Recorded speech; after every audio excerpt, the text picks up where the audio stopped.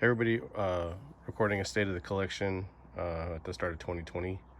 Thought I'd do it outside because it's nice out here, and I don't know, I usually shoot everything outside anyway. So, but this is one box out of 8, so, and I'm recording it in the order the pieces join the collection, so you can kind of see how, and I can see how everything kind of evolved over time and get a little perspective for myself. At the start of the year, and so let's just get started, and then I'll move through the boxes. This might be long. I'll try and keep it pretty quick per watch, because don't want this to be forever. But starting here, this piece is from before I was even into watches.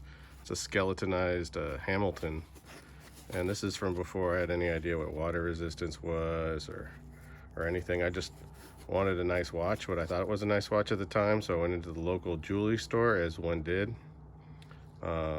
maybe 25 years ago, and saw this. I liked seeing the movement. I thought that was cool. Now I'm not a fan of skeletonized movements, but at the time I thought it was pretty cool, and I wore this thing everywhere. Took it like sailing. I had no idea about water resistance, so like it was just a watch, and now, you know, so I don't know if you can see, yeah, there's a little piece of glass underneath the crystal. This crystal's been shattered like a bunch of times, and there's glass inside the movement now. I mean, it runs, it ticks over, but not well. And may stop when it hits a piece of glass or something like that. Anyway, I lied about keeping it short, but since this is the first piece and this is from 15 years before anything else, I thought I'd give that a little bit of time. Then I got when I first decided to get a watch or get into watches, I got the Dornblüth Sohn 99.1 42 millimeter. It's a really nice watch. I wanted something that was like casual, elegant. You could wear it everywhere. The one watch at the time. It's a little bit weird to wind up with the Dornbluth, but that's what I did. And that's looking on Watch You Seek and everything like that for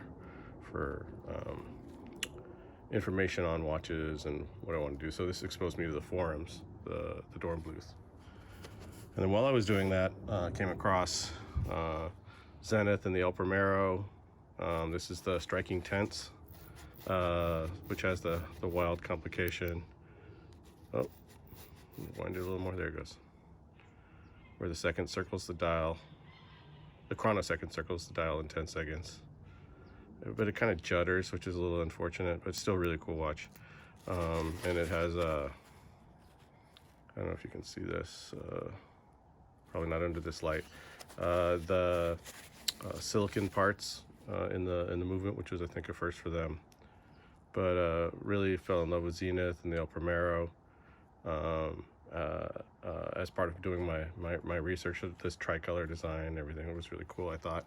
I mean, you can see it's like 42 millimeters, which I now think is oversized for this dial layout. You can see how the subdials are squeezed to the center. I wouldn't buy this now, but because it goes so far back with me, I think it's super cool. And then while I was doing that research, the Zenith 556. This has a replacement small link bracelet, and my wife wears this one now because it's 38. But 38 and a half, but which isn't too small for me. You'll see I have a lot of watches smaller than that, but she just claimed it. It's a DOS watch because it's, you know, so simple, but really cool watch. And this was less than $1,000 when I bought it, which was really I think a good entry point. And this one I think holds up really well. And then reading about the movements, I was thinking about like production scale, like tiny as Dornbluth. They make 125 watches a year, at least that they did at the time. To location of origin, I've got Swiss, I got German. I was like, okay, well, and then reading about the Zenith Primero led me to reading about high beat watches, and Seiko has a great history of high beat watches. And then I found out about spring drive and the SGS Snowflake, and I was just like totally blown away by the movement technology. I'm an engineer, and the movement technology, I don't know if you can see the line. Anyway, the etched line. But with the movement technology and spring drive, everything, I was just like blown away. And this watch is so good to me at the time that I kind of got the Seiko bug right from the start. So that's the SBGA011. Then I started looking at vintage pieces, and this is the King Seiko 5245 6000, pretty sure. This is my wife wears this because these 52 KSs wear so small. Like all the details, the movement and dial are the same as some of the other contemporary Grand and Kings, but the case design, it just shrinks this watch on the wrist. These feel tiny compared to their contemporaries. But chronometer, specially adjusted, linen dial. Really loved this watch when I saw it, but moved on to the wife. But then got the 3750 OEM Speedmaster. You know, just the moon watch. Kind of because everybody's got to have a moon watch, but I also really like the watch, and I like the space history, you know, because I'm a just physics and sciencey kind of guy. But I still really like this watch. You know, it's compared to, you know, the Ed White and some other stuff I've got, it's hard for it to compete. Then broke the seal on Seiko Divers with a Marine Master 300. This is on a Crafter Blue Marine Master custom strap. This watch is very tall. You can see wears kind of tall. Really like it though, and I'm never gonna let it go because it was my first Seiko, nice Seiko diver. You know, bezel action's great. I mean, it's a cool watch still, but I don't know, not as perfect as the 6215, which is coming right up, which is the breaking the seal on vintage Seiko divers. This one is interesting because it was early in my watch career, as you know, as you can tell, and I, you know, sent it to get serviced, you know, brand new, and this face had some little dust and stuff on it. It was just some little patination on the metal, and came back from service like polished shiny, which was a little bit of a shock. Also had the seconds hand replaced. I still have the original one, so this one needs to be put back to original. But the original seconds hand, if for people who know 6215s, know that they just the color goes and they just age to the same yellowy kind of white, and the red stop just goes away. Anyway, when I was getting it serviced, that looked like it was aged. There's something to fix. So learned a lot since then, but I still love this watch, and I love the gray patina. This was a special watch for me when I first picked it up. And this is the Bond Chrono 7828 7020 from the early 80s, worn in Tomorrow Never Dies. Oof, I'm gonna get myself in trouble. Anyway, really, I think one of the prettiest of the 7828 watches. This one needs service. Part of the reason for recording this video is all these things are going, well, not all of them. I have a huge batch of stuff going in for service, and I'll comment on that. This one, you know, it runs, but you can see the seconds hand, chrono seconds isn't advancing, and when I stop it, when I reset it, you can see it like twitches a little bit, but it doesn't reset. So linen Queen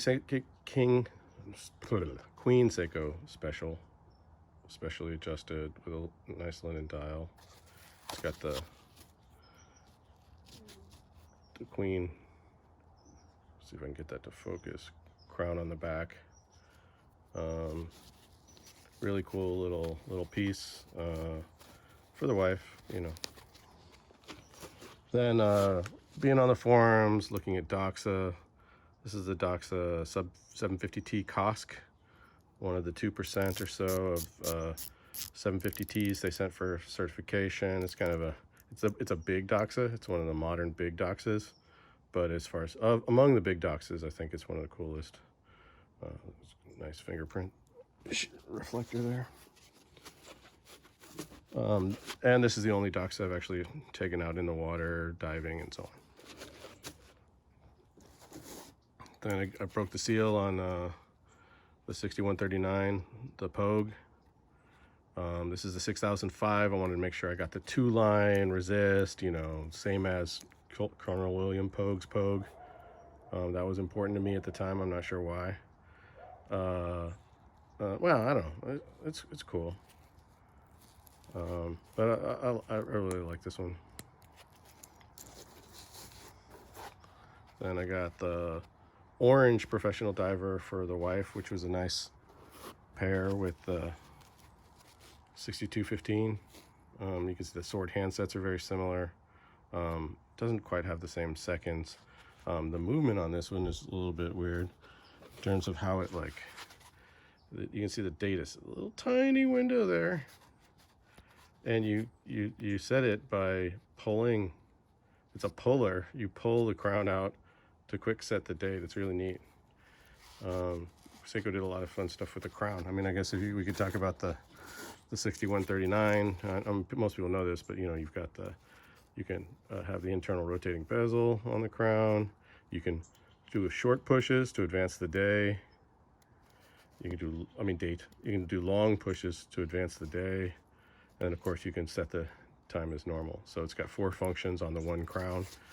Fun crown stuff. And then got the Black Horse, the Tsunomadero, or I'm not sure how you pronounce it, but the bullhead chronograph, early 70s, 74 I think, 6138-0040. This one's okay. The case has been worked on a little bit. This is a very early one, and the dial and everything's great, but I'm gonna upgrade that one at some point. And then the charcoal Baby Panda. I bought this one, and it's sibling in the same day from G-Man in LA. Really gorgeous pair. This is his and hers. I wear this one. My wife wears this one, even though this one's bigger visually. But this, I don't know, this is my favorite, so she can't have it. Anyway, really pretty pair of watches. I had the original bracelet for this, but it just disintegrated. And the prices on the bracelets and on the watches have exploded. Like, a lot of these are even $3,000-$4,000 now, and not $300-$400, which is what they were when I got the pair for about $1,000. But still, it's a sixth of what these are now, maybe. I don't know. Crazy. And this is an A386 Mark II from 1970. It's been a long time, this much time, looking for an A386, which is a couple years. This is like 3 years. Things accelerate quickly. And finally bought a nice A386, or A386, but the handset was a service handset. And then this came up for sale, and I caught it just as it came up for sale. Got very lucky. And it's a keeper. It's just a gorgeous example. Really happy with it. Anyway, we're gonna move on to box 2.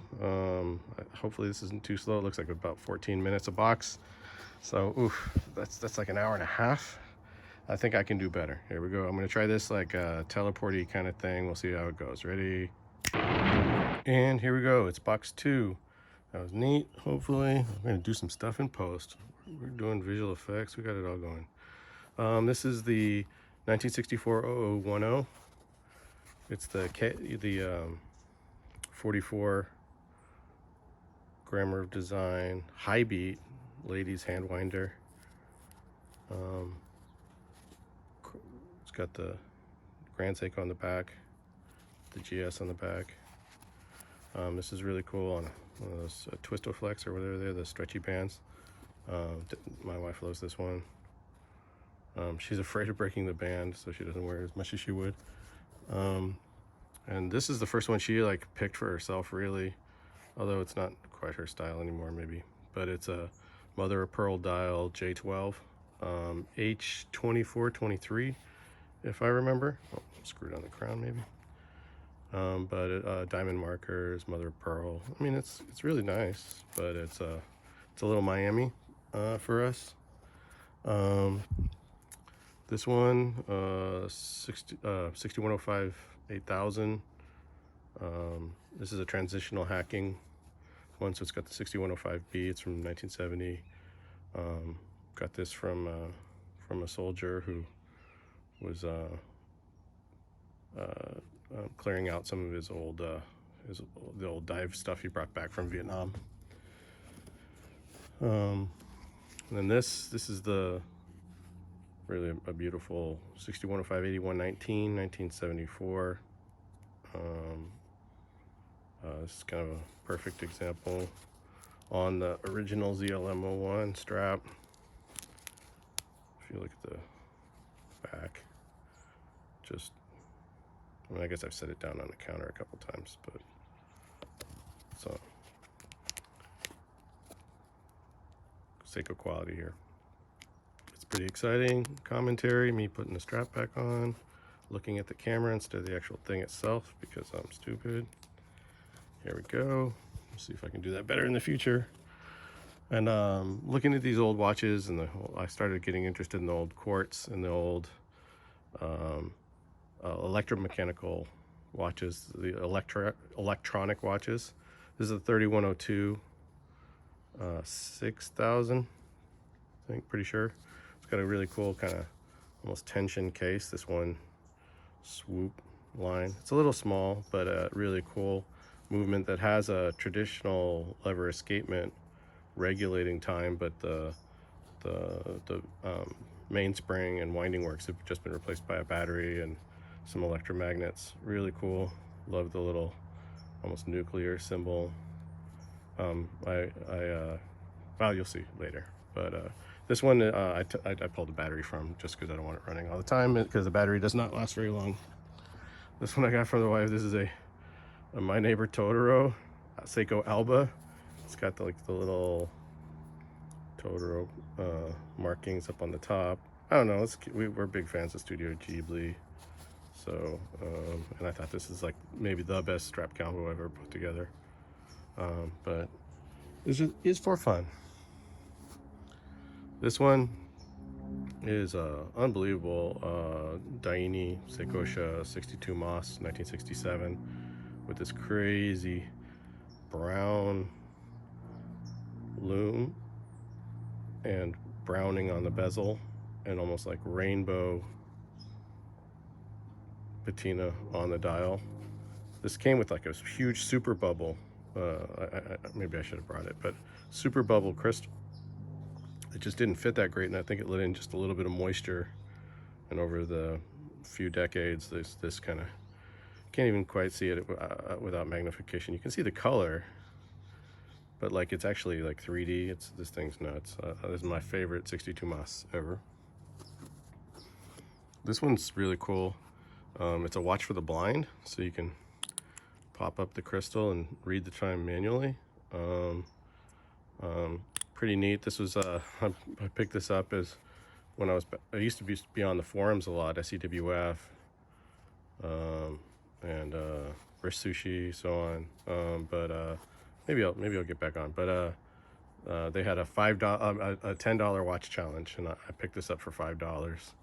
And I think it's the coolest one in the race by far.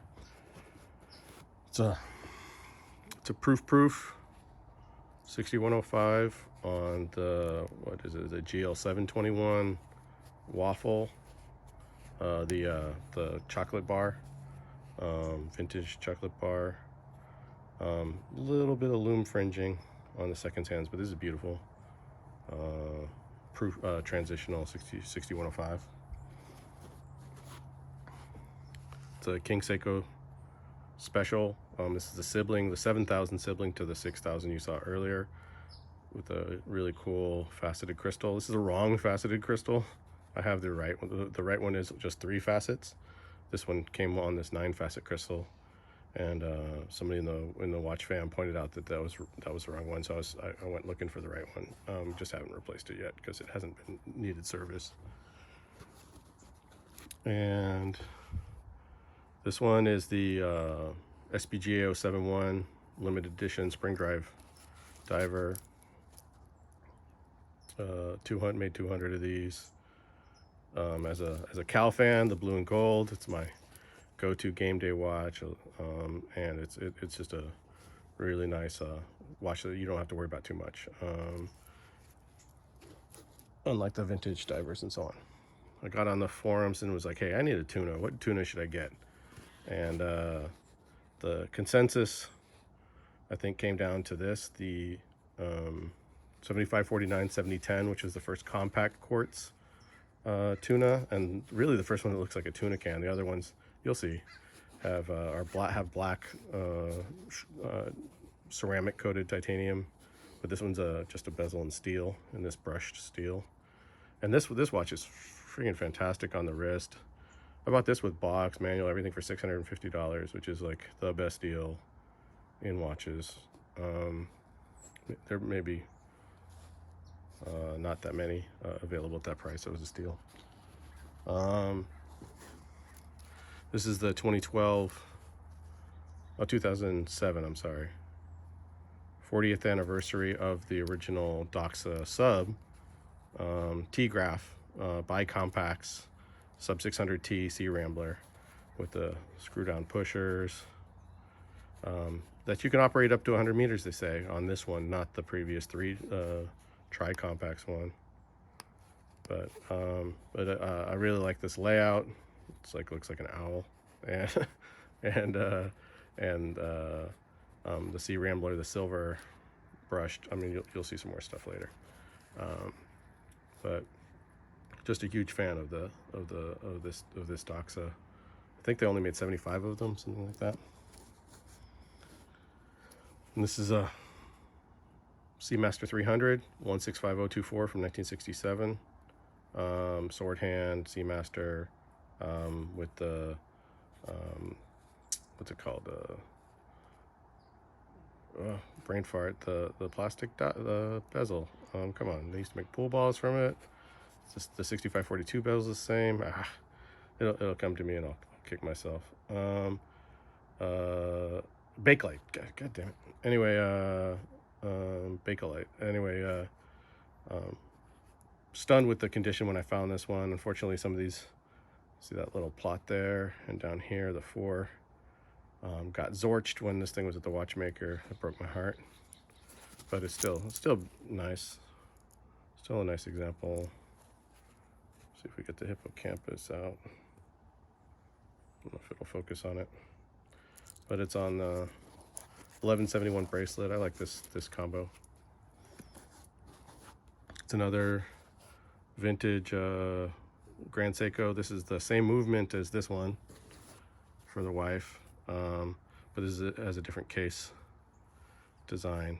And you know, you got to catch them all, right? But I really like this one too. The geophysic, false seconds, whatever you want to call it, it actually like beats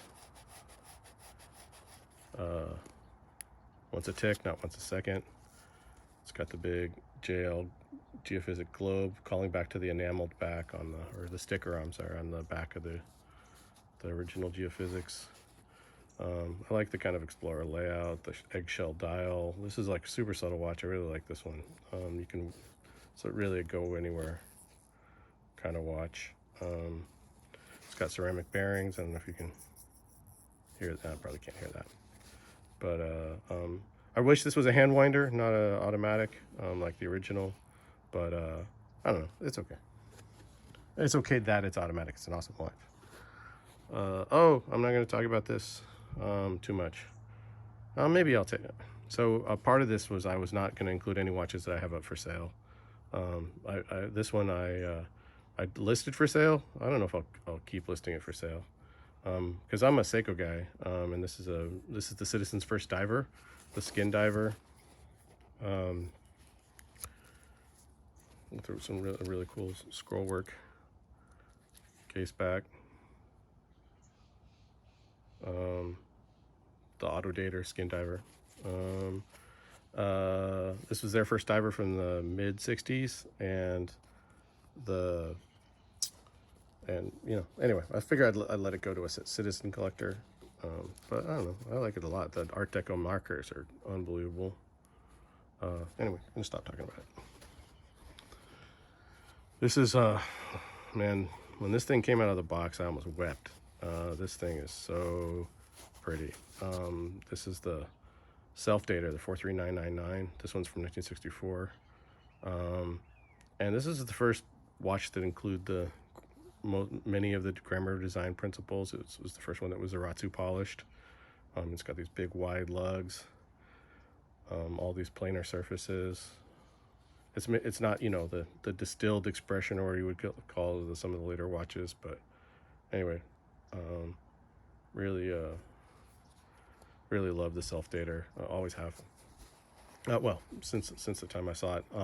This is an AD dial. I'm still looking for an SD, you know, the gold marker upgrade, but very happy with this one until we find a replacement. Okay, all right, next box, teleporty thingy, and we're back. Let's see how this goes. Starting with the Izul SDAA003 spring drive titanium chronograph bullhead. It's kind of the decomposed spacewalk.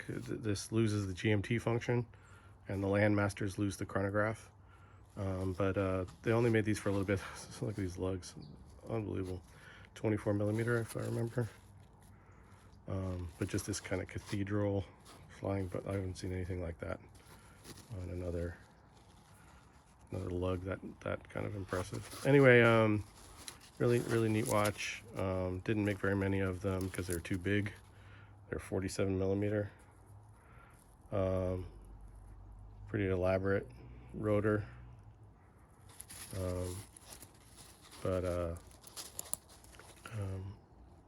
Always really like this watch. This is a unicorn for me. Really excited to add that one to the collection.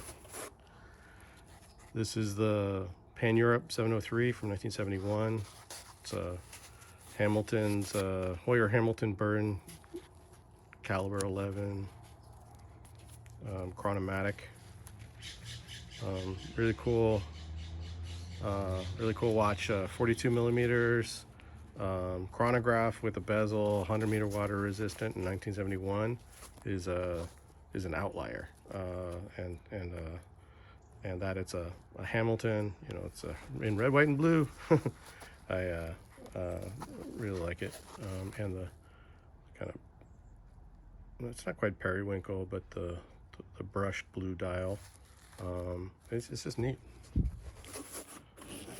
This one. I had another 31 Grand Seiko first before this one, but this was a condition upgrade. This is my wife's now. Really cool to find one of these in good condition always. They seem to be more common than they were back then, but still an outlier to find a nice clean one. Because of the lack of the screw down case back, and also, you know, with these being in gold filled, I think the move to steel was smart. I kind of really wish this was solid 18K from the beginning, even 14K. This is the 62GS. I was kind of filling out all the first gen Grand Seikos. And this is the first automatic. It's in steel, still with the screw down case back. So they kept all their lessons of the 57GS. They recessed the crown to really make a point of the automatic function. Give it a shake, oof, dust, and off she goes. I don't think it's hand winding. I can't remember. This is a big inflection point kind of in the collection. The Creator Aichi-2, I really like the first one, but the whole like 247 on the dial and the little sickle power reserve, and it was too small for me, at least at the time. This one's 40 millimeters, so you can wear it very comfortably, casually, but it's so elegant. You can wear it with a suit or whatever. Not that I wear suits very often, but the 7R14 is just gorgeous movement. Was great to visit the micro artist studio this last year and meet my watchmaker, and it was a special moment. I was glad to have had it on the wrist for the visit. Signed crown, Creator crown. Going into the room and seeing all the micro artisans. Well, I mean, they were actual size, but anyway, watching them all working away under microscopes, polishing pivots and things like that. It was crazy. This is the 89 ST stopwatch that measures hundredths of a second mechanically. Hoyer's done this too, but Seiko rolled this and other stopwatches out for the Tokyo Olympics. It's really cool. This is the sound of it. And this is a lot of these you see are all scarred up pretty badly. I'm still looking. I'm gonna add a split seconds chronograph from the same period, but this has always been Seiko's flagship stopwatch. And if you look at the seconds hand, it's like has like 7 bends in it, because it has to go over these 2 separate hands, and it's just really a wild watch. And with the whole striking tenths and having striking hundreds, it's pretty cool. Then going more into vintage watches is the High Beat 6159 7001. The first one that had professional on the dial for Grand Seiko. Exact same case. This is like a razor. Exact same case as the 6215, but with a count up and fully graduated bezel instead of a countdown bezel. It's a really pretty watch. I prefer the 6215, but I can understand how for a lot of people this is the apex mountain or whatever for Seiko divers. Another watch for the wife. This is a Queen Seiko in platinum.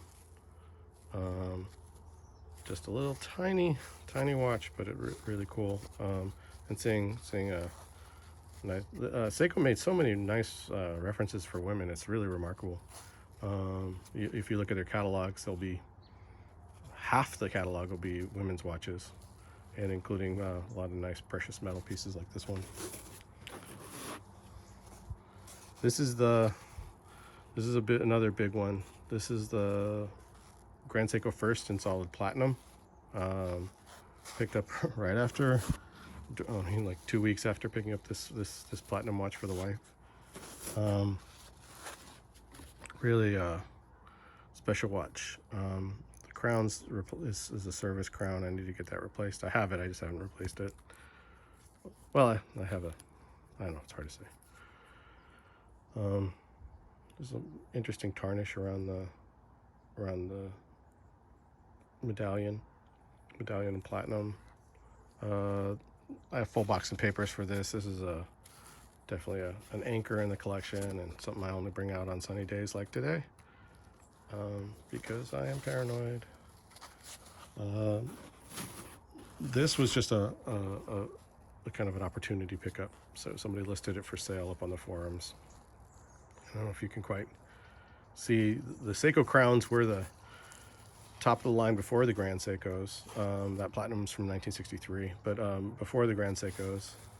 And this watch was just so cool with the kind of almost bark brush, like, and it was not expensive, but really this kind of salmon copper dial, really pretty. The strap is sweet too. This is the ghost bezel, I guess you could call it. It's like a gray patinated 6217 8001 from 1967. Really pretty. And uncommon. You don't see very many of them gray like this. So I definitely had to add this when it showed up. This is the Speedmaster Moonface Professional 3689 3031. So released for the 30th anniversary of Apollo 11. It's one of the lowest production. It's in a white gold case with date and moon phase at 12, pointer date or dial date. It looks like just a regular Speedmaster on the back, but it's in white gold. And they only made something like 285 of these, which for a Omega limited edition these days would be insane. Really cool. It was just an opportunity pickup. This came up for a spectacular price, so I jumped on it. The Rolex 1675, a little rounded on the edges there, but I really like the Mark 1 matte dial with the small pointer, and the overall just feel of it. So in general, I'm not big on vintage Rolex because all the handsets are reloomed, and that makes me sad. But you gotta love a 1675. This is the Reverso, the Tribute to Reverso 1931 US edition. This is from the second year. I think they first brought it out in 2012, and this is part of the second release of 100 watches. So this is between 1 and 200. This is my favorite modern Reverso. Just really a beautiful little watch. So simple, clean, two-hander. And the Casafaliano strap is just the best. On these, if you look, these lugs kind of stick out. And if you don't have this thick, this kind of triple thick section here, if you have just a normal strap, then these like poke out like points. It looks dumb. So anyway, I'll always keep this on Casafaliano. I've tried other things, doesn't work. One of my favorite divers. This is the Vulcain Nautical, 1961.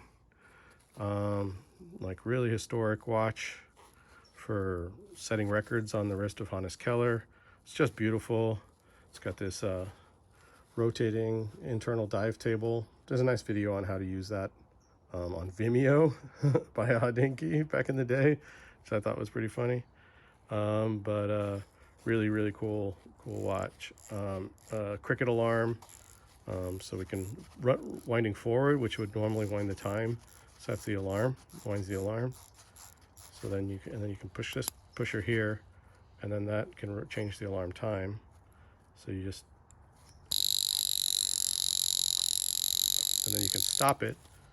But there's no way to like have it wound and unset it so that it won't go off eventually. So this can be kind of hard to live with, but just a really cool watch. I mean, and it's 300 meter water resistant with just with push pull crowns. So like the whole like screw down crown thing. I mean, that's about catching in lines, not water resistant.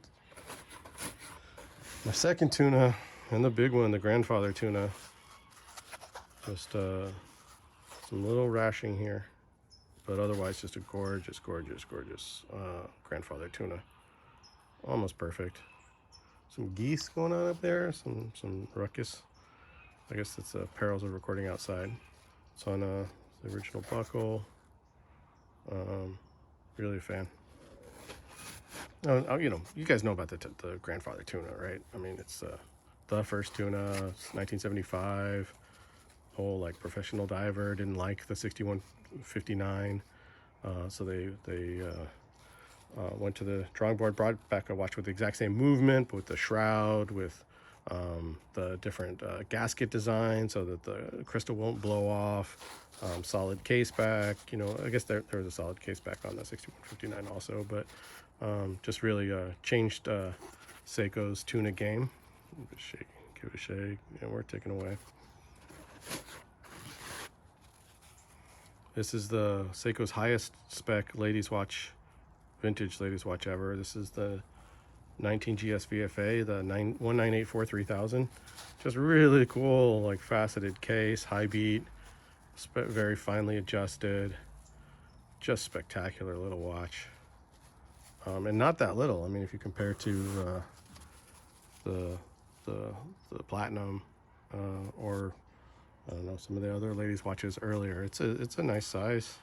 It's just gorgeous. It's a blue-green fume or fume or whatever, with just Seiko and VFA. Seiko GS VFA and the Daini Seikosha logo. Really, really Daini style, man.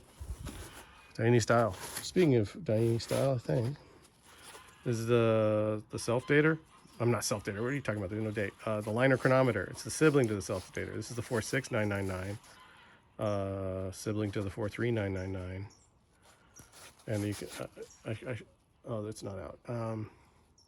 This one you can see is much thinner, without the date wheel, but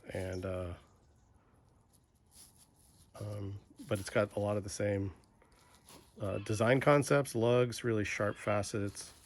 There's a gorgeous little lion back, which is a chronometer lion, there's some Seiko-matics and the liner. I think maybe one other reference that have the lion, but that aren't Grand Seikos. But that's it for now. We're gonna go for another box. Ready? 1, 2, 3, and we're back. It's a Rolex salmon dial and like a pot metal case from the 40s, I think. Picked this up for my wife just because it was pretty, and really like the salmon dial in the rectangular shape. More on that later, just a dead simple little Rolex, nothing special.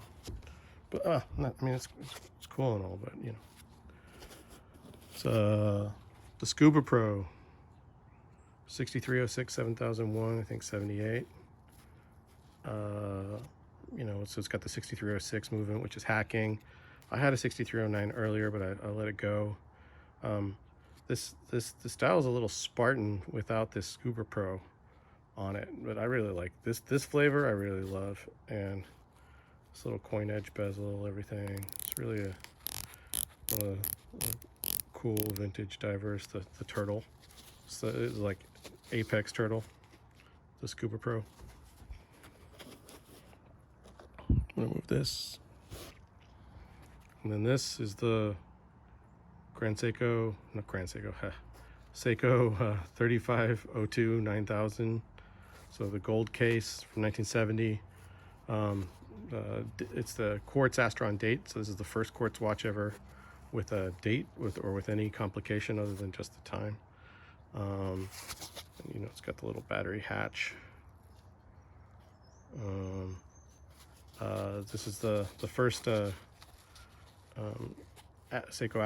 Quartz Astron caliber 35 I was able to find after I started looking. And it's got the nice gold dial. It's really beautiful. And you know, I started really getting into vintage quartz in a big way. And I think it's still underappreciated, but it's really cool. This I just picked up for fun. It's a little ring watch. What is it? Like a linen dial and adjustable just by squeezing it, and use a little hand winder. But you can see it's just tiny, but really fun. It's for the wife, and she wears this one probably to a lot of parties and stuff just because it's a fun little thing. And the Seiko CBS 015, the Discus Burger in steel. They made what, 4 flavors of the Discus Burger, something like that. And this is my favorite, with the solid steel top. I think this is the one that really like kind of most looks like a discus. but it's got the linear time display. Just a real standard movement, but let's wind it up. You can see it go. See the seconds at center, rotating away, and then minutes, hours on outside track. Really hard to read.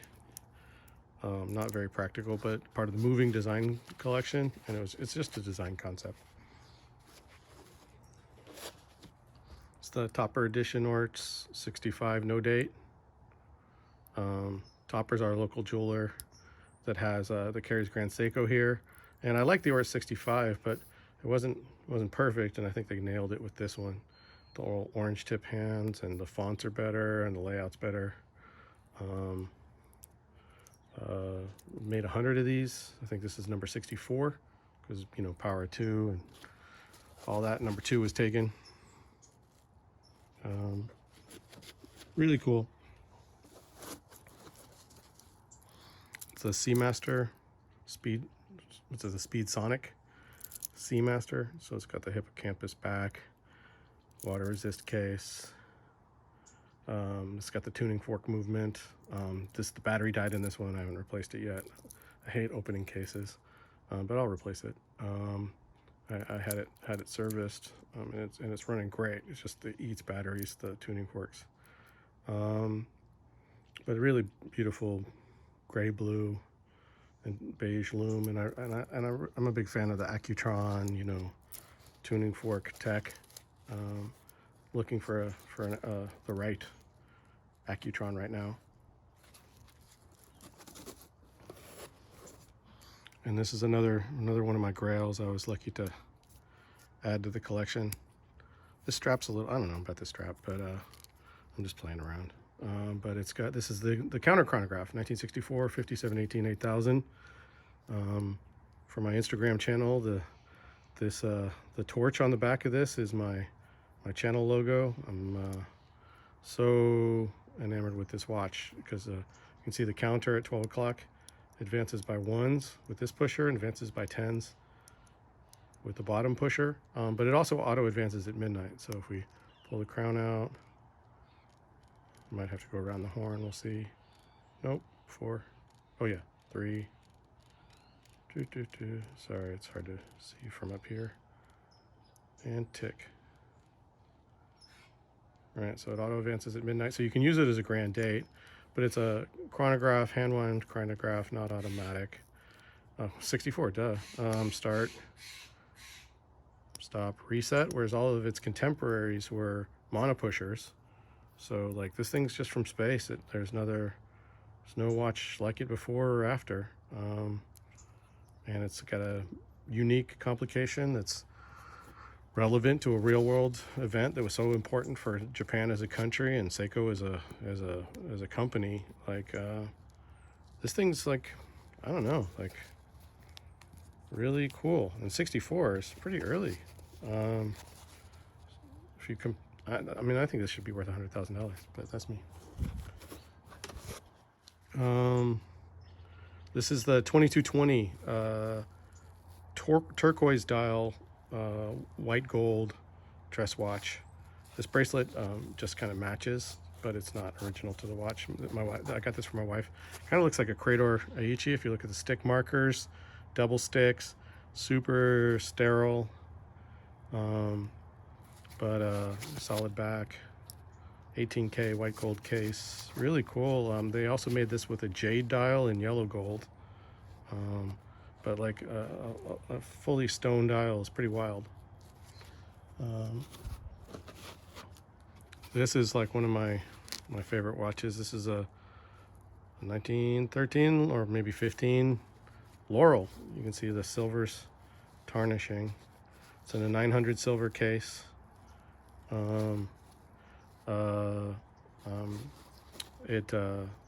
Right now the winding stem is stuck, so when you go to wind it, it doesn't wind. It just like just turns the handset. This is part of the watch is going back to the watchmaker, my watchmaker.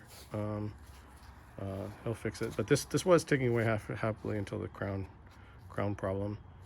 Perfect dial, clean stepped porcelain dial. Seiko's first watch, and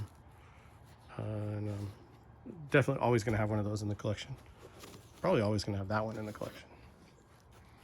This is the 7548 700C, the teal 7548. All of these were made in November '84, if I remember right. So a 1 month watch. They were just playing around, and this watch is really fun. And a nice, like, it kind of always looks good. It's a little weird combo of rose gold, yellow gold. You can see the bezel is kind of rose and the handset's more yellow. Like, it's a little bit funky, but I really like it. There's also kind of a blue tint to it, you can see. But anyway, this is just a, you know, kind of a fun quartz diver. This is the SIN 142 ST for GSG9, I can't even say it, the German Special Forces group. SIN has a long history of making watches for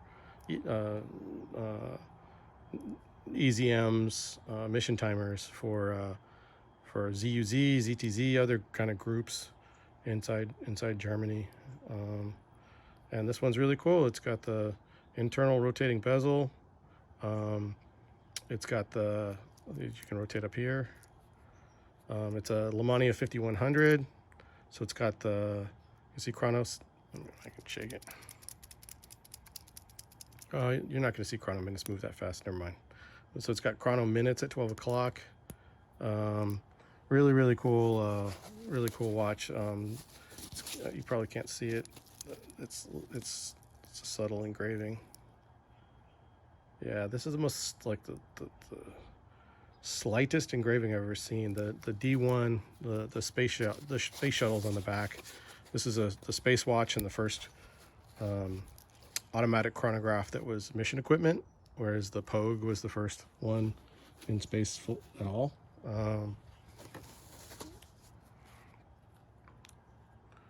This is the Vulcain Nautical in white reissue. So it's a 1-to-1 reissue of the vintage watch on Swiss Tropic. You can see it's got the same holes in the case. Well, maybe I didn't show the other case back. But it's the exact same watch, just with a different color dial. 300 meter water resistant. They didn't and without any screw down crown still. But I think it works a little bit differently. Oh, I'm sorry, this does screw down now. The dial wheel does screw down now. But this is still hand winds forward and back for the time, so it can't really, the main crown can't really be screwed down. But the exact same complication. I just like it. A little sub collection. This is the SBGW253. It's the modern steel reissue of the Grand Seiko First in 38 millimeters. So it's a little bit bigger, just as pretty. Maybe not just as pretty, I don't know. But it's I really like this one. Good size on the wrist. Blued seconds. Modern classic, I think. It's not the first reissue of the 180, but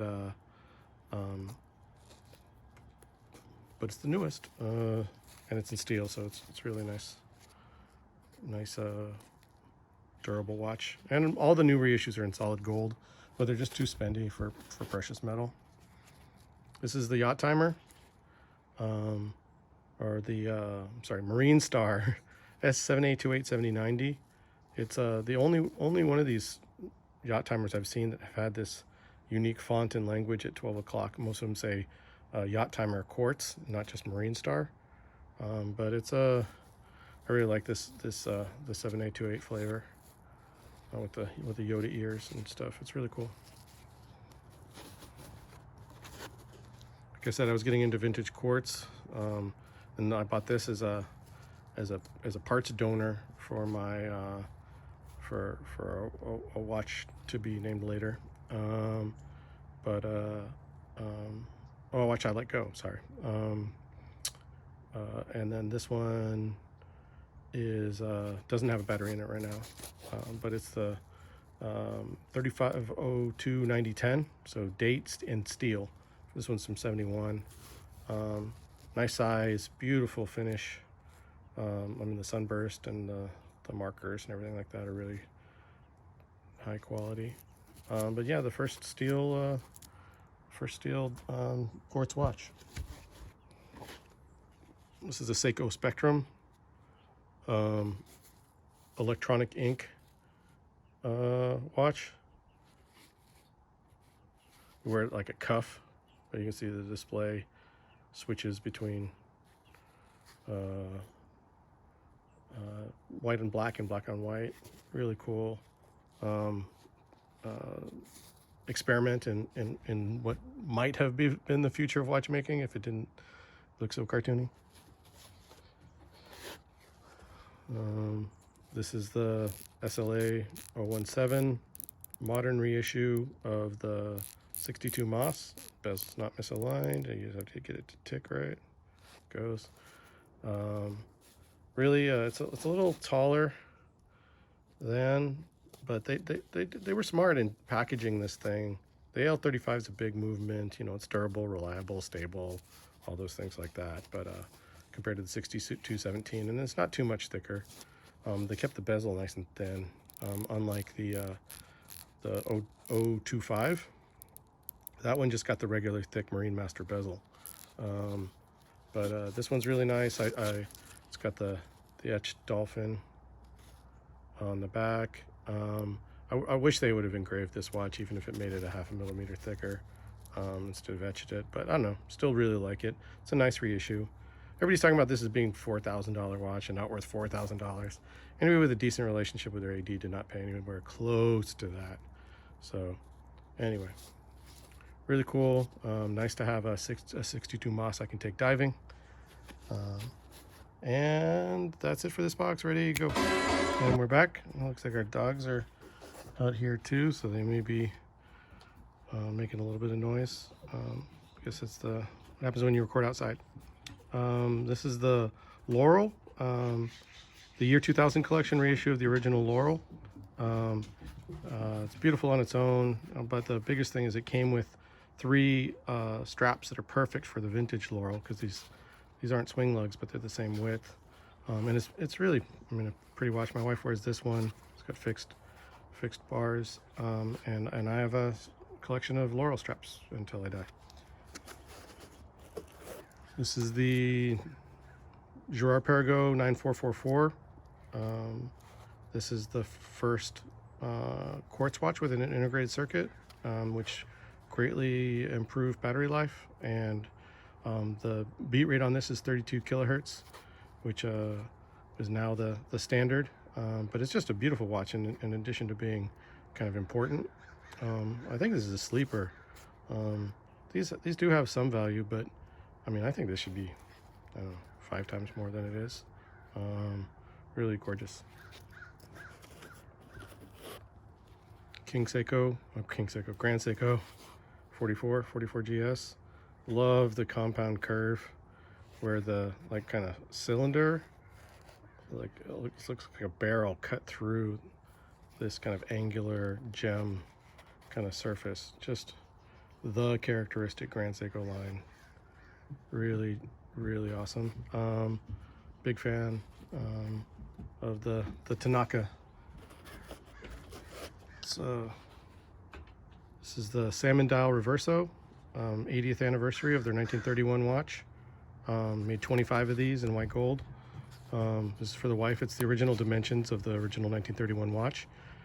So it's a little small for me, but it's a great size for her, and just beautiful little salmon dial.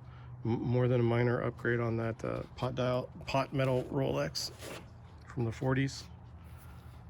This is the black on black JLC Snowdrop.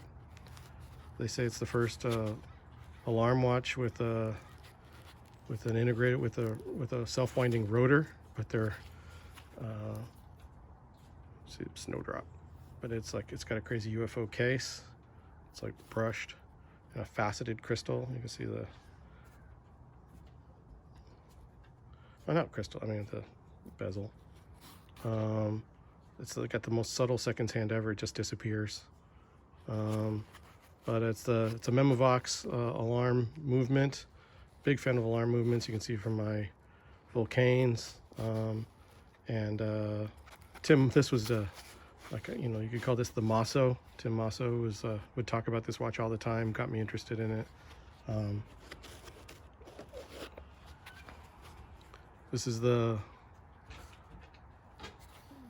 Grand Turtle or Batman, the 4520 7000, 1969, blue dial, matte blue dial, deep blue dial, with this kind of angular case that's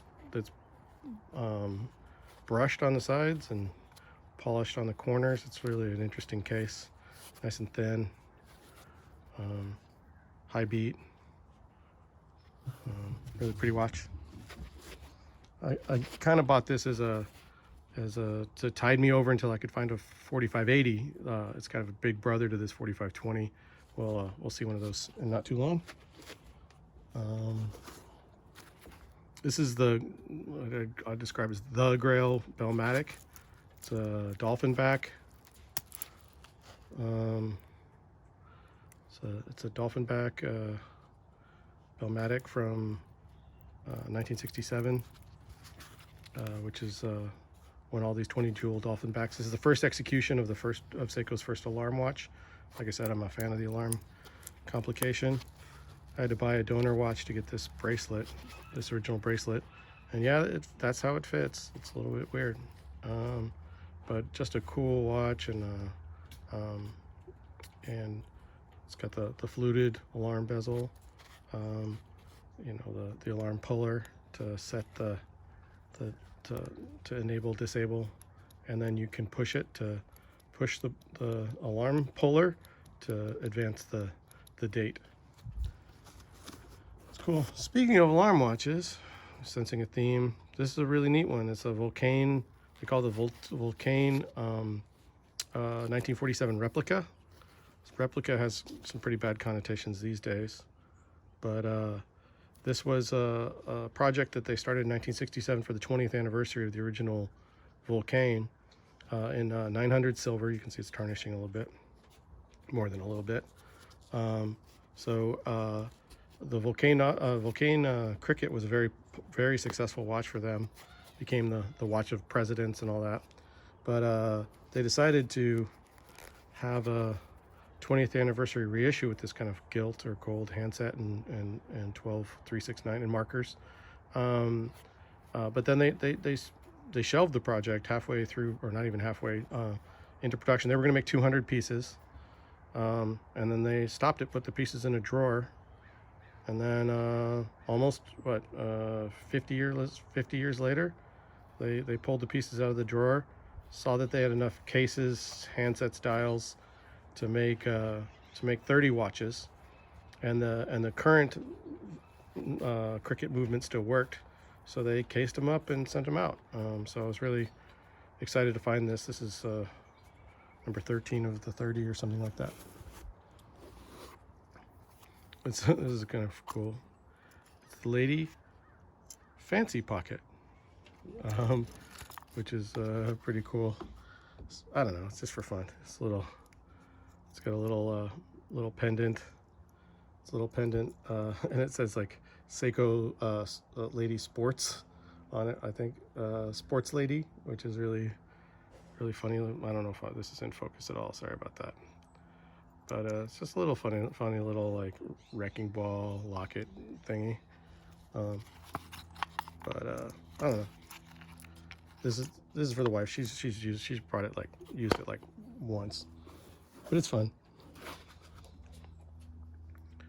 This is the Seiko Laurel Alpinist, the first Alpinist, in white, 14041.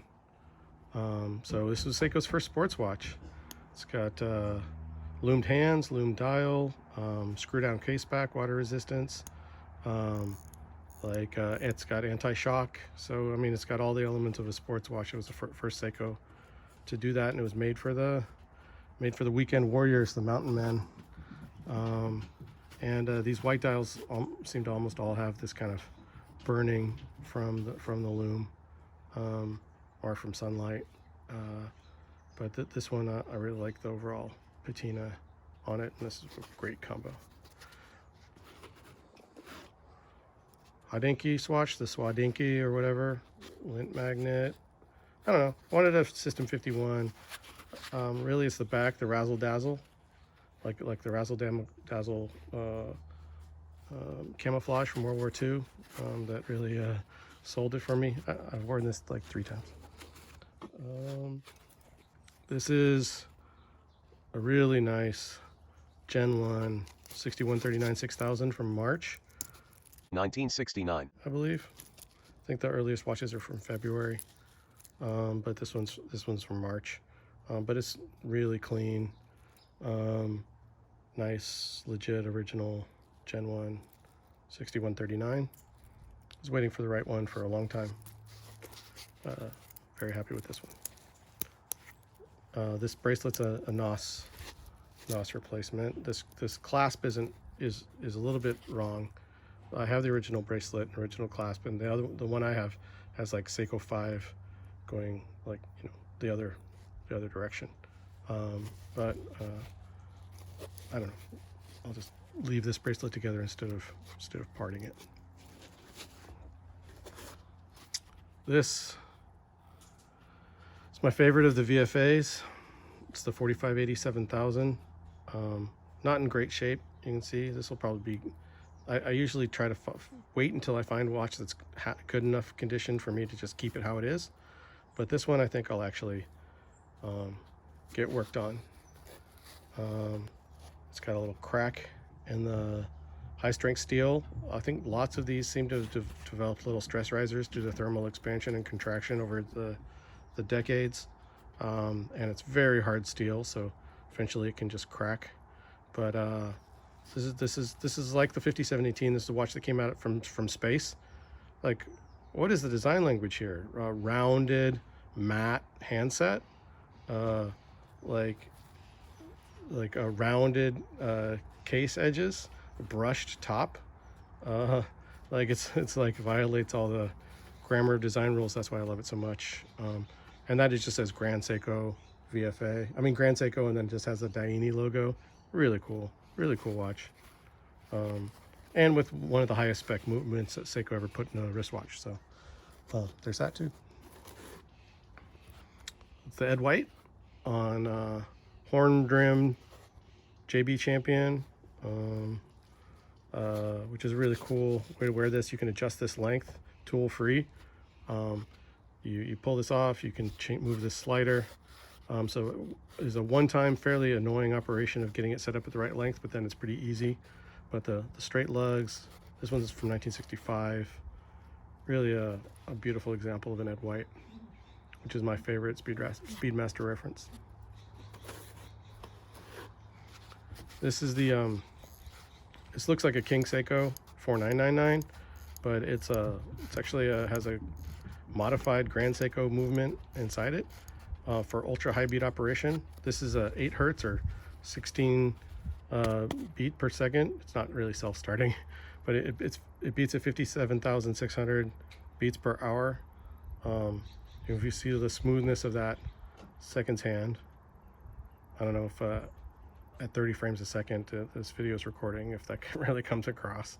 But it's a really cool prototype watch. Came up on Watch CTI. I was like, okay, yeah, gotta have it. I want a Calibro 052, one of the chronometry child movements, but the prices on those have gone out of control. This is just I got this for the wife. It needs a new battery, and so it started flashing. At least I think that's why it's flashing. Pretty sure it just started flashing. And it's been a while since it got a new battery. Love the landscape, like just from the 70s. Really cool little watch. Speaking of that, this is a Seiko Sportsman. Look at the 12 and the 6. Like one of the craziest fonts I've ever seen on a watch. It's a hand wound. It's like it's a small size. It's only like 35 millimeters. But with these are the longest, craziest lugs ever. It means my wife just cannot wear this watch, even though it would normally be sized right for her, and it wears great for me. So I guess that's winning. But this is a you know, it's not really a high spec watch. It's just but but it's nice. It's a nice sportsman. Mostly I'm just here for the deco pie pan and the 12.6, the font. It's really, really, really cool watch. But only cool from a design perspective, and that's not usually my bag. My bag is usually more innovation. So anyway, that's it for this box. Let's go on to the next. And we're back. This is the faceted, very high spec ladies model in palladium. I don't know if you can really see that on the camera. It's another just little opportunity pickup for the wife. Building out my little tiny watch collection. This is a special 6215. It's a perfect one. It was new old stock basically, which is the, you can see the countdown bezel, super clean. See what I mean about the patination of the handset? There's no real red left. It's not really a stoplight. But you can see this has the razor sharp edge. Untouched case, untouched anything. It has been serviced. Just a beautiful, beautiful 6215, which for me is the apex of vintage Seiko divers.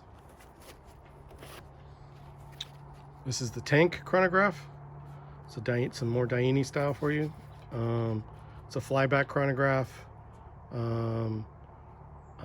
with a cool on. This is an OEM. This is a Seiko strap on OEM Big Holes Rally with the cheapest keeper ever. It's that paper. 7018, 7020, 5020. Yeah, 7016, 5020. My bad. Whoosh. Getting old, guys. But I really love the design of this and the flyback. Almost has kind of a roulette wheel kind of feel with the red around the exterior. Just a really cool with the stacked subdial. Neat. These, I don't know why. Maybe it's because the back snaps on instead of screws or something, but these seem to be in horrible shape most of the time. This is one of the highlights of the collection. This is November 1969 35 SQ. So it's one of the first executions of the first Quartz watches. I don't keep a battery in it. I guess I could have brought one out for the video, but I put a battery in every, when I wear it every couple months. This is a buckle from the reissue. It's not from the SCQ002 whatever. It's not the original buckle, but just a amazing thing Seiko did back in '69. And you can see my vintage Quartz is kind of getting into that. The Scaphograph 200, Eberhard, one of my, it's more of a design play than anything else, but I just love these huge radium triangles. And the lyre lug case. This is from '63, which was pretty early. That's before Omega switched over to the lyre lugs on their watches. Same case maker, I'm sure. This is the one with the integrated crown guard. There were some of the Scaphograph 200s that looked more like a big crown, where there's no crown guard. Those watches wear quite a bit smaller. This is my this one. They also made the 200s without a date, but I really kind of like the trapezoid date on this. So, and the lollipop seconds, beautiful little Italian diver. And this is the 06 LC, the world's first real digital watch that had, well, it's the first one that had running seconds, but it's the first one that used a twisted pneumatic technology, which is like how all LCD watches look now. So like the reason why LCD watches look like this is this watch. Like it's really cool. So you can adjust the seconds with the crown here and these pushers. This is a little light. I don't know if you can see that. Yeah, you can see the light. That's at 6 o'clock. Just a gorgeous. Also, it's I think one of the coolest looking quartz watches ever, or digital watches ever. I will always try to keep one of these running in the collection, and that's getting increasingly difficult to do. I've got 2 running right now, 2 dead. Yeah, it's like a little personal mission. This watch is just kind of fun. It's actually really a lot nicer than it looks. This is from the Citizen Highline. They have a couple of these bezels with prints on them. One of them is the Hokusai. Well, they're all Hokusai, but one of them is the Great Wave off Kanagawa, and then this is Red Fuji, and then I have another one with a geisha. Really like this the Red Fuji design. I have a totally busted up Great Wave, but I'm not going to show that because it's in a box somewhere. This one I picked up because it's so similar to that 4580 in terms of being out from left field. This is a Breguet from the 70s. They made about 20 of these, and it doesn't look like any other Breguet before or after. It's really a cool case design, but it's very simple for them, and it looks a lot like the 4580. We got this at Phillips, and we're shocked by the shipping practices, but it came through eventually, and it's really a great little watch. This is one of my wife's favorites. She stole this one, and she wears it a lot. This is just a pickup because this was in great condition. Just a tuxedo dial.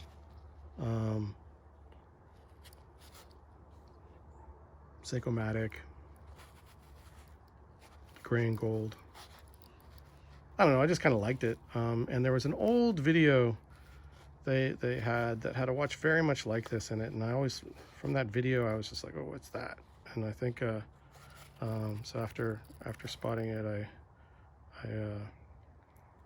have always kind of been on the lookout for a tuxedo Seiko-matic or a tuxedo dial vintage Seiko that has these markers extend in a little bit. I don't know, it's like, it's a design, it's a fashion watch. Much less of a fashion watch. This is the first spring drive in steel. This was let go by a friend of mine who might be watching this video and cursing the moment he let it go. But it's they had three references that came out with one Crador in platinum, Seiko in white gold, and then this one here. This one has this fishbone bracelet that's pretty wild, which is as close as to a design concept as they had with any of these. But it's still taking away perfectly accurately. You know, this was what 99, right? So some 20 years later. Just a cool, it's maybe a little undersized, maybe not with the integrated bracelet. Cool little watch. This is the Crador anniversary piece for the 120th anniversary. I can't remember the reference on this one off the top of my head. Sorry about that, guys. But it's engraved. The back is a 6898, which is the base calendar is 6810, but with the sub-seconds, which is like still only 2 millimeters thick. Engraved by Terui, the master engraver. It's a cool little porthole kind of thing under the Hunter case back, in white gold, and kind of a unique set of lugs. We're losing the sun a little bit. I hope that doesn't wreck things. But this is a little undersized, but my wife wears this one as a lot. It's one of her favorites. Let me, some exciting footage here, putting a strap back on. Sorry about that, guys. Oh, well, this is a little bit exciting. So this is my white dial 5718 on the coffin link bracelet with the unique to the 5718 funky end links. that don't fit that well, despite being unique to this reference. This bracelet's actually from my gray dial. This came on a different bracelet, but you know, you move things around. You know, same. But this has the like a red track lettering on the tacky track, whereas the blue dial, I mean the gray dial had blue on that track. But this case back's probably even better. The Tokyo torch, Olympic torch from 1964. Just a beautiful watch, and something I'll have in the collection forever. This is neat. It's hard to read. I don't really like these negative dial G-Shocks, but this one was signed by Kiko Ibe, Mr. G-Shock, with his trademark "Never Give Up" expression. You see I've kind of rubbed off a little bit because I wear everything, even if it's signed by the man. But this was from Topper Jewelers, had a kind of promotion where you could get one of these signed straps. I mean, one of these signed watches. Really cool. This is a condition upgrade on the 4580 VFA, 4580 7000. This one, the crystal's not perfect, and I may do something about that, but I don't think I need to do anything about this case. It's really a beautiful example, and I think pretty close to keeper condition. But you've heard me talk about the reference earlier. So it's the Black Lung 1967 prototype with a cracked crystal. So the original Doxa Professional sub. This came in a box with this one, the Conquistador, which is even crazier. Both these quite uncommon, but a very prominent Doxa collector was letting some things go, and there's more from him later.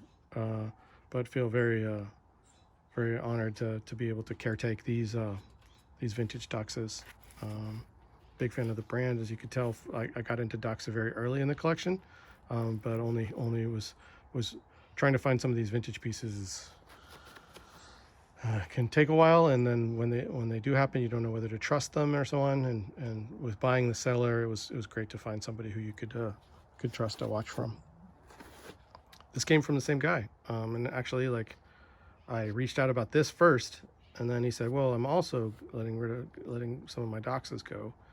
Is there anything that you're interested in there?" So I think only by virtue of reaching out to this did I get an option on the other ones before they went up for sale. But this is the 70s Vulcain. I should talk about the Conquistador is the first available watch with a helium escape valve. It's one of the Doxa's key innovations. They did in conjunction with Rolex. They started their research independently, but then grouped up. The HEV was on some of the Compact Divers wrists before this watch went up for sale, but this is the first watch that was available to the public with an HEV. Not that I blow helium off very often, but it's as a Doxa guy, it's really great to have this piece of innovation history from them. Back to this is the Vulcain Nautical 70s, they call it. This is the second generation Vulcain Nautical that has a fixed dive table, and this crown down here rotates the inner bezel instead of setting the sandwich dial ring. But it's the exact same movement. I mean, it's not the exact same movement because the crowns do different things, but it's the exact same cricket alarm complication. You set it nice and loud, beautiful. They would use this to communicate underwater sometimes. Really high, tall, thick, plexi. Really one of the prettier, more complicated dials. And this is next.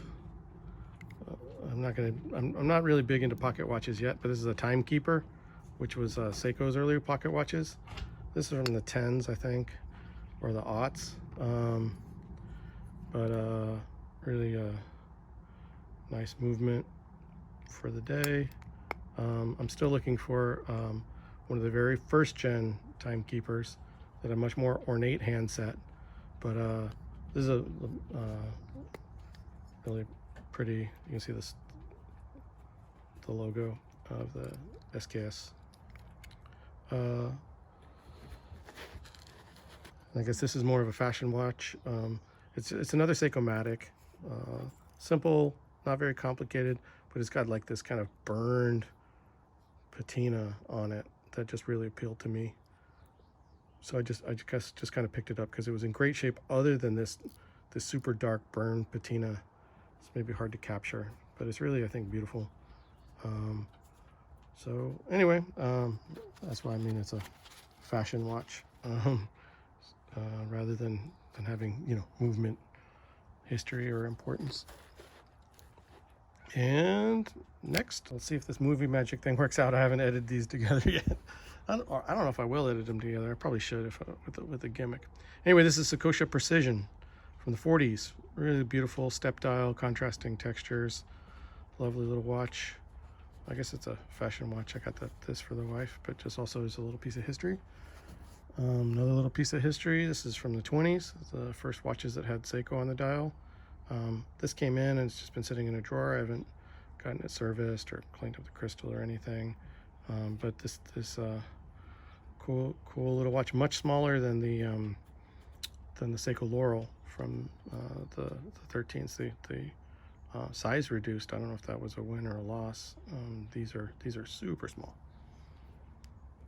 Even smaller is the ladies pole router, Universal Geneve UG, Genta design, downsized for ladies, from the 70s. Really cool. I think 70s, maybe 60s. Can't remember on this one. This is the Doxa Sea Rambler prototype, the white silver long. One of the trifecta of prototypes they used to develop what's the right color for a dive watch. Love the look of this. It's probably my favorite Doxa, with the silver bezel, silver case, silver dial. It all just kind of makes a really clean, beautiful surface, but still has nice contrast. I don't know, I really just like this watch, and it's, you know, one of their great watches in Doxa history. This is the 31-6000 with Seiko's first electromechanical or electronic movement. No date, from '68, so pre-Quartz, when they were still trying to figure out how to improve on the mechanical watch. Eliminating isochronism by replacing the mainspring with a battery seemed to make sense. Only problem is that you have to replace the battery, and there's something just like I mean, it's the anti-spring drive, right? You're doing mechanical regulation, so you still have positional variance and all that, but you have to change the battery. So spring drive improved both ideas, but I still love this case design. Love the whole like little almost nuclear electronic symbol, and this is really, I think, one of the cool sleepers in Seiko history. This is a lip designed by Rudy Meyer. Lip French watchmaker that brought in a bunch of designers, industrial designers, to experiment, and they released some pretty wild watches, including that one black one that had like the red, blue, and yellow dots on the side. This is by the same designer, but a little less wild. This is before the Bell and Ross, but you can see where they got it from. Well, they got it from an instrument cluster, right? But this was on watches before that. So, but still really cool. Love. I mean, it's a fashion watch, I guess. Haven't serviced this yet, but I need to. This is for the wife. It's a little. You can see it's a little small. This is the 993 7000. You see the bezel is just like, I mean, bracelets just a little, just wild. This is the highest spec Seiko quartz watch ever. 5 seconds a year. Bettered only historically by a very limited and rare Citizen that was at 3 seconds a year. and then of course the more recent 1 second a year that they just came out with. But this is the highest spec Seiko ever in terms of accuracy with twin quartz, so they're doing differentials to try and maintain accuracy, and it's all thermocompensated, of course. But the case design is beautiful. It's got this kind of starlight dial, and it's got this kind of flat construction. Some of these other ones are quite a bit taller, but this is, I mean, it's like a little AP inspiration on it, but still executed at a really high level. This is Seiko trying to do watches as well as they could back in the late 70s. It's one of the last hurrahs for mechanical watchmaking going into the Quartz era was ultra thin watches, and this is one of the ultra thinnest, the 6810 0010, which has a movement that's less than 2 millimeters thick, and you can see the movement's probably, you know, as thick as the NATO strap. I mean, it's a hand winding with a solid case back for rigidity. Just a beautiful linen dial. Check out these lugs, just so beefy. Just a really beautiful and cool little watch. Thin watch. Ooh, sorry, I had a little cut there. There's a dog barking. This is the 7548 7009, the Seiko's first quartz tuna, with the anodized, gold anodized titanium, 600 meter water resistance, 1978. A long way to come since 1969. Looks like we're ticking only every second, so the battery's starting to die on this. Got to get that serviced in this next batch. This is the Seiko water protected. It's got a little copper ring, metal ring, and the markers look almost penciled on. Really cool watch. I hadn't seen another one with this design, so I guess it's a fashion watch, but another little pre-war kind of goodness. This is the Shinji Hattori Special with the blue mother of pearl dial that's got like an artificial horizon there. You can really get a sense of how it plays in the light. Like from here, it's like blue, and then, you know, it just like lights up in the sun. Really cool. It says the ultra thin 6898, the same as that Crador earlier. This is a Crador, but by any other name.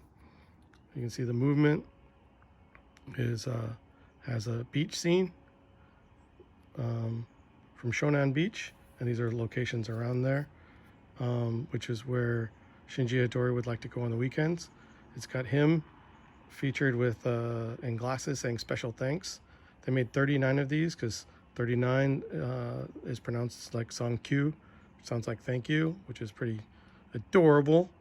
Anyway, you can see they have, one of the crazy things is, this is engraved by Terui, of course. All of the little creatures you can see have their own kind of texture on the top that makes them come out separately in the light.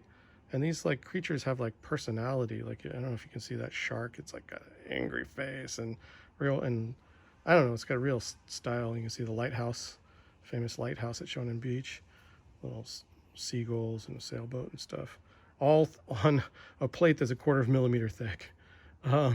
It's a 2 millimeter thick movement. The back plate's 1/4 millimeter, and he's engraving 3D characters into it. Just unbelievable. This is I guess one of the less plausible watches ever. I mean, who does this? Like nobody. Like Seiko, you know. They made, yeah, like I said, 39. This is number 6. Really excited about this one. And back to back, what a back to back is the Spacewalk. SPS 005, spring drive, titanium skeletonized case. See the holes in the lugs. And screw on solid back, bullhead chronograph GMT, screw down crown on the civilian version. They made this watch for Richard Garriott, space tourist, or whatever you would say, the civilian astronaut. But his father was an astronaut, but he was never able to spacewalk with it because the the mission schedule got messed up. So, but there was a Russian who Schwartz copped 2 of these out. So it was actually space tested. This is all given a huge series of high and low pressure, temperature swing tests at the labs down in Caltech. There's some cool videos on Vimeo you can see that go into the history of testing the spacewalk. I mean, it's enormous, but it's super light. It's got this great strap, and it's just got a great piece of history, and it's beautiful. So I think so. It's a spacewalk. This is the 3823, the Quartz VFA, with this like faceted, angled crystal. Crystal's not in the best shape. It's in good shape. And this watch needs a battery. It's going in for service. But really a cool watch, and I really brown is so underused in watches, and of all this flavor of flashing LED quartz VFAs, this is my favorite flavor. And speaking of flashing quartz LEDs, there's this one. This is see if it'll flash for us. It's a hand wound quartz, the SBGA011. Oh, is it not going to? This one needs to be serviced. You wind it it's got this monster crown, making it easy to wind, but you have to wind it for like minutes for it to hit the power reserve. And I don't know if we'll get a flash out of it until it gets serviced. But it's really cool. Brutalist design, like massive crown. I like the 6510 20, like that they're doing that they have the full numbers. Like, I think that's unusual. Normally they have hours, not minutes. Really cool. Totoro. It's a black dial Seiko Laurel Alpinist 14041. Just ideal example. Really excited about this. But I've already talked about the white dial. But this is the black one, and it's, I think, the more iconic between the two of them. Normally came on a bund style strap, but I've never seen one of those bund style straps for sale. I don't know if I'd wear it anyway. This is the Grand Seiko First in steel with a much more honest dial. I'm pretty confident in this one. And interestingly, like the other ones we've seen, it just comes with a flat back. No medallion, but it comes with the right crown, right handset, right dial. Case looks great. So much more confident in this steel 3180 than the other one, which is why I picked it up despite the dial patina. But it's a steel Grand Seiko First. This is an Omega Ranchero from 1958. It's smaller than this is the two. Anyway, it's much significantly smaller than the Railmaster. You know, the 2913, 914, 915s. So this is my wife's, and it's got the sub-seconds, and it's in really nice condition. But she was a little jealous of all the vintage Omega, I guess. but I really like this little Ranchero. And this is the SLA033. I mean, I love the Seiko Divers and the asymmetric case of the 6105 811X is just great. So that when I found out that this watch was coming with just like 1 millimeter, less than 1 millimeter extra thickness, despite the higher spec movement, I was excited about that and jumped. I do think this is a really lovely execution of the 6105. I don't know what else we could really have asked for, except for maybe an applied Seiko. I mean, come on, guys. Other than that, really happy with it. And that's it for this box. Next. This is the end. And we're back for the last box. Sounds like the geese have joined us. We're just going to get started and hope they don't rile up too much. This is a Seiko Femi Laurel, periwinkle blue and gold. Just another kind of Cal game day watch for the wife. But it's a cool little thing and in good condition. This I found at last. It's a Universal Geneve Polar router, 1954, one of the first executions. Well, it's the first, you know, they had it in different flavors, dial colors, dates, and so on. But yeah, really cool.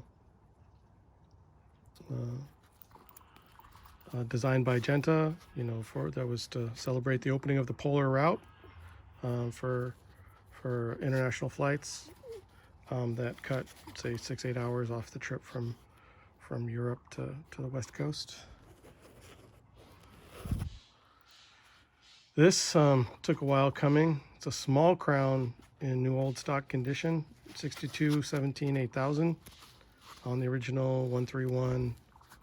So you can see it's got still got the sticker on the back, dolphin, the 131 waffle. I mean, not waffle, tropic. Just a gorgeous. This needs to be serviced. I don't wear it really yet because it's just been in a drawer for 54 years, 53 years, 55 years. Go. This is the Seiko Champion Alpinist, which was before the 850. This is the second in the Alpinist line, and this was just in spectacular condition, so I added it since I'm such a fan of the Alpinist. But it's got a lot of the same dial details. It's got one of the craziest things I've ever seen, which is that 4. And if you look at the seconds hand, it's got like a little wild like tip at the end of the seconds hand. I'm not sure why. It's a little strange. But some of these other radial lines and almost tuxedo design details were carried over to the later 850 and so on. This is the Seiko ashtray, 7C46 in titanium with this crazy ashtray bezel. And I guess this unique handset that they didn't use again, and step dial, really, oh, geez, grody crystal, domed crystal, really. I used to think this was the ugliest watch ever, and now, man, I'm like, this thing's cool. That's the ashtray, and this was this completed basically my Seiko diver collection. I don't really. Not really looking to add any more divers at this point. Any Seiko divers at this point. This is the Shark Hunter prototype from 1967. The white tank, the black lung is on the professional, so not quite sure what to call this. But this is the Shark Hunter. This completes my trio of vintage Doxa prototypes. This is from the same guy where I got the Conquistador, and I really should have just bought it originally, but I wasn't completing the trifecta at that point. So once I had the Sea Rambler, then this became even more of an interesting piece to me. But I think it is. I think it's got the best contrast of the three, which is probably why everybody just stuck with black and white. It's another running 06 LC. Big fan. This is a cool Art Deco Seiko Laurel. Diashock, so this is very late 50s. But it's got a crazy applied 12 and 6, And you know, I'm always on the hunt for things Laurel, so this kind of fell into the net. These next 4 watches were all from our trip to Japan. This is the 221 SBGM 221 with the Shizuku-ishi rotor that you get for watches you buy there at Morioka Seiko Instruments. But it's a really beautiful watch, versatile, always catching light from the markers. Really, really pretty. Like it more than I expected to. I was hoping there would be something I liked at the factory while we were there, and I was not at all disappointed because I'd had an eye on this for a while. It's really, really pretty. Recommended. Really good value. And the wife got this. It was a his and hers. It was our 10th anniversary while we were there, so picked up this. So she's got her Shizuku-ishi Grand Seiko as well. This is the mid-size. Can't remember the exact reference because it's not my watch. Then we went to a vintage watch dealer there with some friends, and was just this room up in an office building, and they had this sector dial Longines, and I'd always been a fan of Longines and sector dials, and had been on the lookout for a sector dial watch, so picked this one up. It's running but not well, so this needs to be sent for service.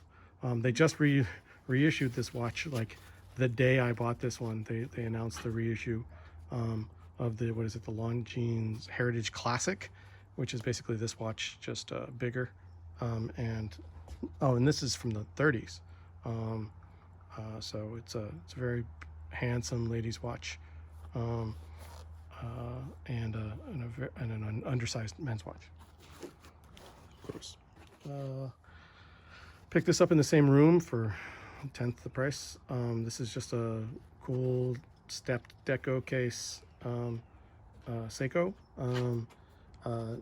Doesn't run, needs service, but I just like the design, and this design's the same as the first Seiko ladies watch from I think the 30s, so kind of picked it up for that reason, but just one for the museum. And this is the Ripley 7828 7010. Oh, I'm sorry, 7828 7001. I knew that sounded wrong, but it's the Giugiaro Ripley. This is the original one, not the reissue. I've been looking for a nice, beautiful condition. This came on the full-length bracelet, which is really exciting, because that's a lot of the play here. Is this really stunning, unique bracelet. Pushers are a little wonky, but overall, I've been looking for this one for a long time, and I'm a big fan.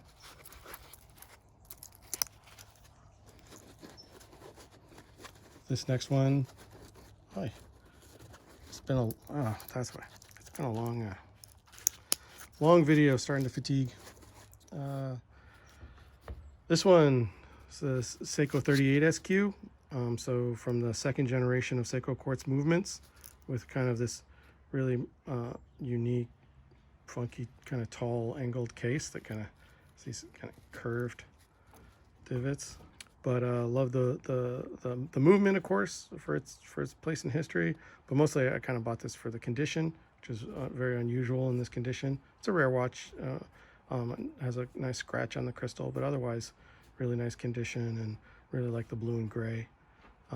So it's just another flushing out the vintage quartz collection. This one we got in the room at Philips in Switzerland. Just kind of coincided with our vacation, and this has been a long time grail of mine. This is the memo date Polaris. So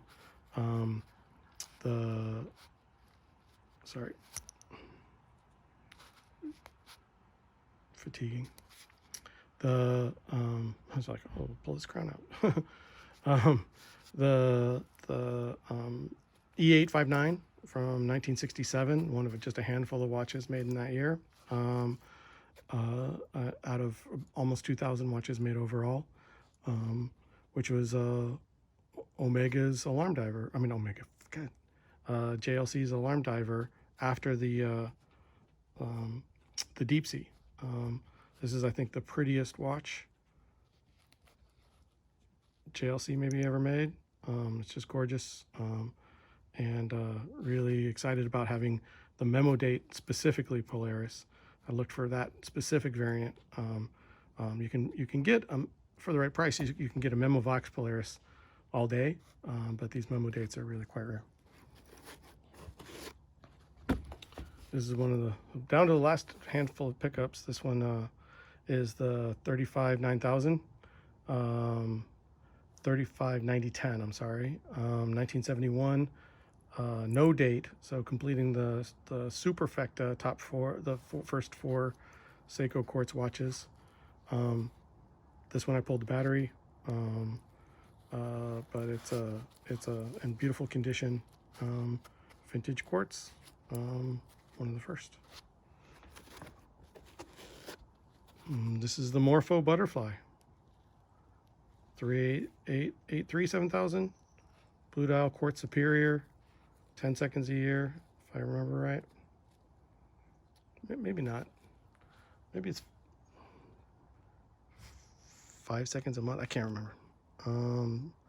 But it's all blurring together, folks. But I've always liked the especially the dial, but also the case on these Morpho butterflies.